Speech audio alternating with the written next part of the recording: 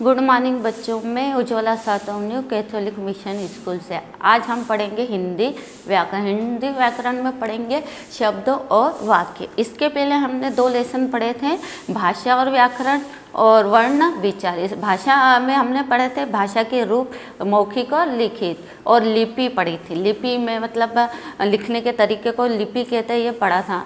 और वर्ण विचार में पढ़ा था वर्णमाला मतलब किससे मिलकर बनी है। वर्णमाला स्वर और व्यंजन से मिलकर बनी है और प्रत्येक भाषा की अलग अलग वर्णमालाएं होती है। ये हमने 2 पार्ट में देखा। अब हम देखेंगे भाषा और वाक्य। इसमें जो से ये शब्द लिखे हुए हैं, लेखक, कछुआ और अलमारी, ये क्या है? वो तीनों जो शब्द है वो बहुत सारी ध्वनियों से मिलकर बने। देखेंगे जैसे लेखक, लेखक में कौन कौन सी ध्वनि मिली है? ल प्लस ए, धन ख, धन अ, धन क, धन अ। ये क्या है? ध्वनियों का जो समूह है वो मिलकर शब्द बनता है। जो जैसे कछुआ, कछुए में भी क, अ, छ प्लस अ प्लस आ, तो क्या बन गया? कछुआ। और उसी प्रकार अलमारी शब्द में भी कितनी ध्वनियां हैं? अ प्लस ल प्लस अ प्लस म प्लस आ प्लस र प्लस ई। इतने सारी ध्वनि को मिलकर क्या होता है? एक शब्द बनता है। और अगर इन शब्दों को हम इन ध्वनियों को इसके क्रम परिवर्तन कर देंगे तो इसका अर्थ क्या होगा देखेंगे। जैसे ख प्लस अ प्लस ल प्लस ए प्लस क प्लस अ, तो क्या बन गया? खलेक। ये इसका कोई मतलब नहीं है। अगर हमने ध्वनियों को हमने पलट दिया तो उसका कोई मतलब नहीं है, उसका कोई अर्थ ही नहीं निकलता। तो इसका मतलब क्या हो गया? 2 या 2 से अधिक वर्णों का ऐसा समूह जिसे किसी निश्चित अर्थ की अभिव्यक्ति होती है उसे शब्द कहते हैं। मतलब जो हम ध्वनियों को मिला के लिखते हैं उसका एक निश्चित अर्थ निकलता है। शब्दों का वर्गीकरण। अब हम शब्दों के वर्गीकरण की तरफ देखते। हिंदी भाषा में शब्दों के 4 भागों में बांटा। हिंदी भाषा में शब्दों को 4 भागों में बांटा है। अर्थ के आधार पर, रचना के आधार पर, उत्पत्ति के आधार पर और प्रयोग के आधार पर। अब देखेंगे हम अर्थ के आधार पर शब्द को कितने भागों में बांटा है। अर्थ के आधार पर भी शब्दों को 2 भागों में बांटा गया है, सार्थक और निरर्थक। सार्थक शब्द वो होते हैं जिसका कोई अर्थ निकलता है। निरर्थक शब्द कौन से होते हैं? जिसका कोई अर्थ नहीं निकलता। सार्थक शब्द वर्णों का ऐसा समूह जिसका कुछ न कुछ अर्थ अवश्य होता है, उससे क्या कहते हैं? सार्थक शब्द कहते हैं। जैसे लड़की, फूल, खिलौना आदि, इन शब्दों के क्या हो गए? कुछ अर्थ निकल रहे हैं। निरर्थक शब्द में वर्णों का ऐसा समूह जिसका कोई भी अर्थ नहीं होता, उसे निरर्थक शब्द कहते हैं। जैसे कीडल, वाना, लफू आदि, इन शब्दों का क्या कोई भी अर्थ नहीं निकल रहे, तो ये शब्द क्या कहलाएंगे? निरर्थक शब्द। अब हम पढ़ेंगे वाक्य। वाक्य किससे बनते हैं? शब्दों के समूह से ही वाक्य बनते हैं। भाषा शब्द की स्वतंत्र और सार्थक इकाई होती है, किंतु जब ये एक व्यवस्थित समूह में लिखे या बोले जाते हैं वो वाक्य बन जाते हैं। मतलब वाक्य बनाने के लिए हमें किसका प्रयोग करना पड़ता है? शब्दों का। और शब्दों का ऐसा समूह जिसका कोई अर्थ निकले। जैसे माँ मंदिर जा रही है, माँ यहाँ पे क्या बताया गया? माँ मंदिर जा रही। ये एक वाक्य है। इस वाक्य से हमें पता चलता है कि माँ कहाँ जा रही है? मंदिर जा रही है। खरगोश दौड़ रहा है, इसमें क्या पता चल रहा है कि खरगोश दौड़ रहा है। विपुल पढ़ रहा है, इस वाक्य से हमें पता चल रहा है कि विपुल कुछ काम कर रहा है या कुछ पढ़ रहा है। बच्चों, शब्द व्याकरण के नियमों में बनकर वाक्य का रूप धारण करते हैं। जो हम वाक्य बनाते हैं वो व्याकरण के नियमों के अनुसार ही बनाते हैं। यदि शब्द व्याकरण के नियम में न बन जाए तो उसका अर्थ ही नहीं निकलता है, वो पूर्णतः मतलब अर्थहीन हो जाते हैं। जैसे इसमें लिखा है मोहित खेलता है, मोहित खेलता है, रोहित दौड़ता है, दिव्या खाना खाती है। इसमें कोई मनोभाव को पूर्ण रूप से व्यक्त नहीं हो रहा कि मतलब मोहित कहाँ खेल रहा है, इस वाक्य से हमको पता नहीं चल रहा। बस इतना ही पता चल रहा कि मोहित खेलता है।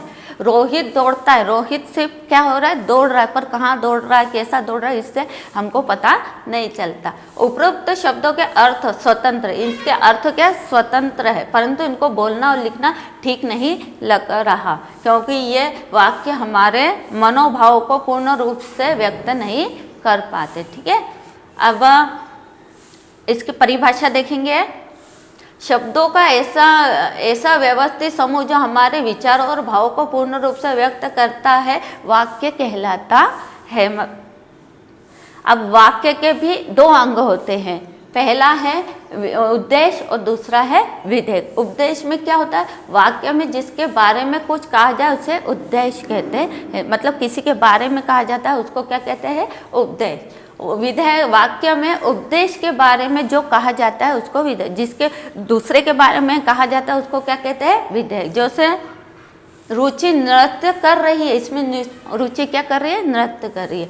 सूर्य पूरब में उगता है, इसमें क्या है, सूर्य क्या है, उपदेश है ना। विभा गुड़िया से खेल रही, इसमें विभा क्या हो गए, विभा हो गए उपदेश, और गुड़िया से खेल रही है विधेयक, मतलब वो बता रहे कि गुड़िया से वो खेल रही है।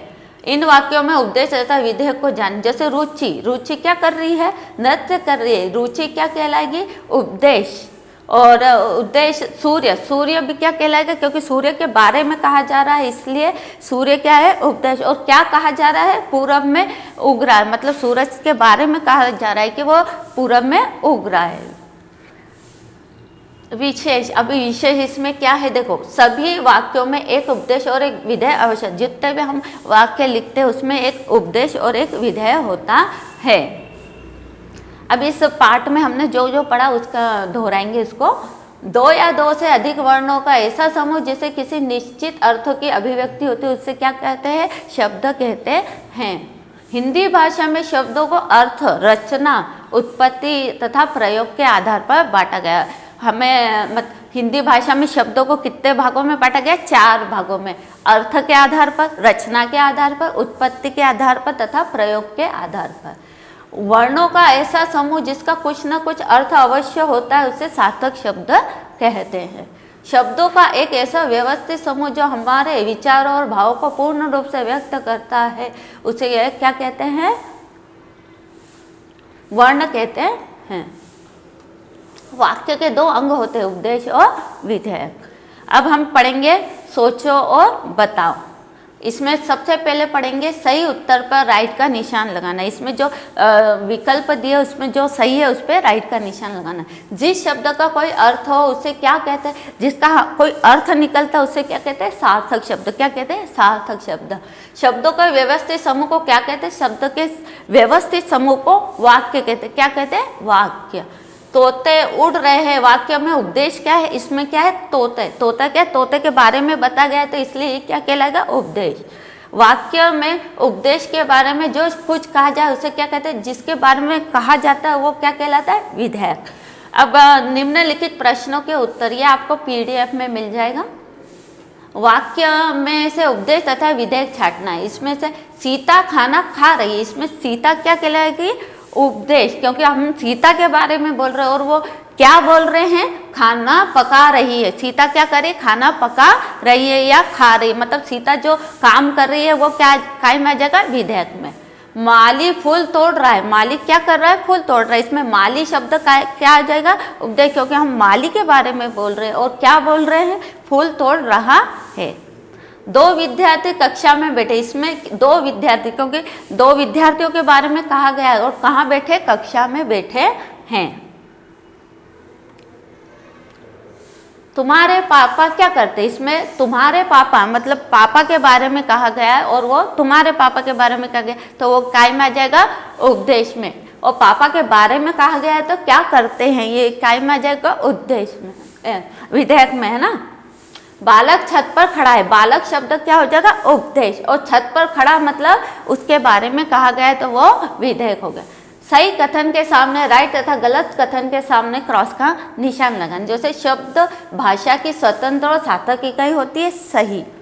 निरर्थक शब्द का एक विशेष अर्थ होता है गलत, क्योंकि निरर्थक शब्द के कोई अर्थ होता ही नहीं। वाक्य हमारे भाव को पूर्ण रूप से प्रकट करने में सार्थक होते हैं सही। वाक्य छोटी छोटी ध्वनियों से मिलकर बनते हैं सही। गलत, वाक्य छोटी छोटी ध्वनियों को मिलकर नहीं बनते हैं, शब्दों के मिलाकर वाक्य बनते हैं ना। सभी वाक्यों में एक उपदेश और एक विधेय अवश्य होता है।